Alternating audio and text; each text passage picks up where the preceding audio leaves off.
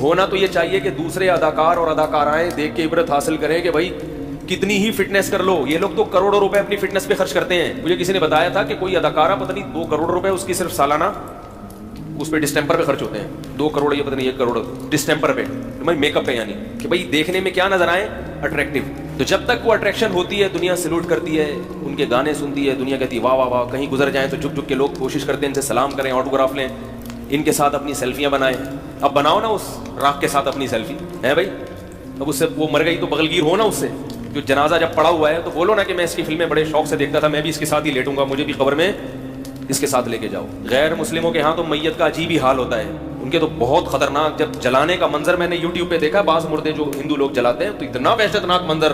اس پہ نیچے کسی کے کمنٹس تھے الحمدللہ علی نعمت الاسلام, تمام تعریفیں اس اللہ کے لیے جس نے ہمیں مسلم بنایا. اپنے باپ اپنی ماں کے ساتھ ایسا وحشیانہ عمل کرنا, اس کو اپنے سامنے جلا دینا. تو عبرت ہونی چاہیے, مگر عبرت کے اس موقع پر عبرت بولو بھائی نہیں ہوتی, اور بغاوت پھیلتی ہے. لوگ ان کی تعریفوں میں زمین آسمان کے قلابے ملاتے ہیں.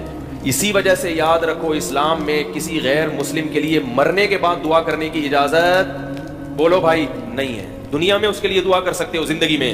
مر گیا تو دعا کی اجازت نہیں ہے. اللہ کہے گا کہ اس نے ساری دنیا کو خوش کیا مگر مجھے خوش نہیں کیا. اب یہ میرے پاس آیا ہے تو اس کو سب سے بڑی سزا یہ کہ اس کے لیے دعا کی اجازت نہیں ہے. یہ باغی ہیں اللہ کے. جب تک غیر مسلم زندہ ہے امکان ہے کہ توبہ کر لے گا, اس لیے آپ اس کو برا بھلا مت کہیں. مر گیا اب نہیں, بغیر توبہ کے چلا گیا تو اللہ نے کسی کو 40 سال مہلت دی, کسی کو 50 سال, کسی کو 60 سال. ساری زندگی ساری دنیا کا خیال, مگر جس نے پیدا کیا اس کے لیے کیا کیا آپ نے؟ اس پر ایمان ہی نہیں تھا, کرتے کیا آگے اس کے لیے.